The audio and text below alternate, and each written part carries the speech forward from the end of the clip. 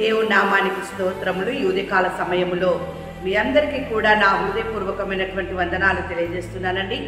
ఈ దినము దేవుడు నీతో మాట్లాడుతున్నటువంటి శుభవచనము ఏంటంటే, యెహోవా తన జనులకు ఉత్తరమిచ్చును.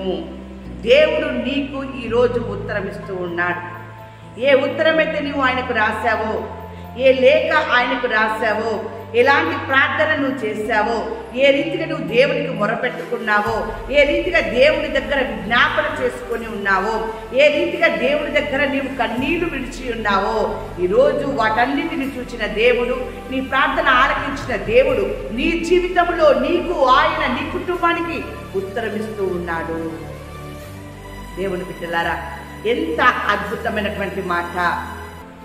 ఎలాంటి ఉత్తరం అంటే, ఆపత్కాలమందు యెహోవా నీకు ఉత్తరం ఇచ్చును. ఎలాంటి స్థితిలో నీవు ఉన్నప్పటికీ నువ్వు మొరపెట్టిన మొరని దేవుడు ఆలకించి నీకు ఉత్తరం ఇస్తూ ఉన్నాడు. దేవుడు బిడ్డలారా, వాక్యం సెలవిస్తుంది, అతడు నాకు మొర్రపెట్టగా నేను అతనికి ఉత్తరం ఇచ్చేదను.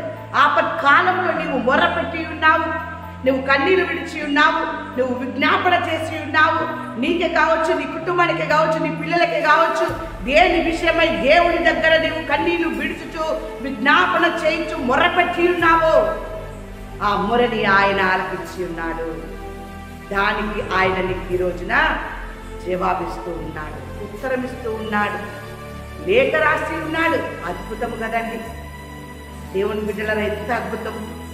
నేను చెప్పుకొనగా నీ సమస్యలని, నీ ఇబ్బందులని, నీ ఇరుకులని, నీ బాధని నువ్వు చెప్పుకొనగా నాకు ఉత్తరం ఇచ్చితివి అని చెప్పేసి భక్తుడు మాట్లాడుతున్నాడు. నేను మొరపెట్టిన దినమున నీవు నాకు ఉత్తరం ఇచ్చితివి అని ఇంకొక భక్తుడు మాట్లాడుతున్నాడు. ఎంత అద్భుతము!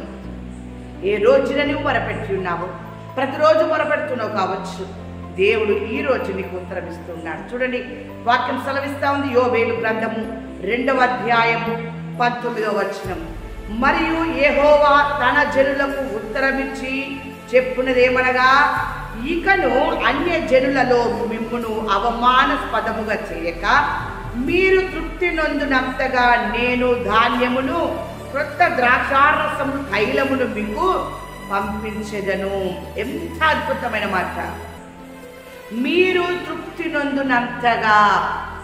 ఏ విషయంలోనైతే నువ్వు మొరపెట్టి ఉన్నావో, ఏ విషయంలో నీవు కన్నీరు విడుచుచు నువ్వు విజ్ఞాపన చేసి ఉన్నావో, ఆ విజ్ఞాపన దేవుడు ఆలకించి ఉన్నాడు. వివాహమే కావచ్చు, గర్భఫలమే కావచ్చు, నీ ఇంట్లో ఉన్నటువంటి సమస్యలే కావచ్చు, నీ ఇంట్లో ఉన్న ఇబ్బందులే కావచ్చు, నీ జాబ్ విషయమే కావచ్చు, మరి ఏదైనా సరే నీ దేవుడు నీకు తృప్తికరంగా జీవితాన్ని ఇవ్వబోతూ ఉన్నాడు, తృప్తికరంగా మేలు చేయబోతూ ఉన్నాడు, తృప్తికరంగా నిన్ను, నీ కుటుంబాన్ని ఉంచబోతూ ఉన్నాడు. దేవుని బిడ్డలారా, ఎప్పుడైతే నీ తప్పును నీవు దేవుని సన్నిధానంలో ఆయన పాదముల చేత ఒప్పుకొని కన్నీళ్లతో ఆయనకు విజ్ఞాపన చేసి ఉన్నావో, మొరపెట్టి ఉన్నావో, ఆయన నీ మొరను ఆలకించి ఉన్నాడు.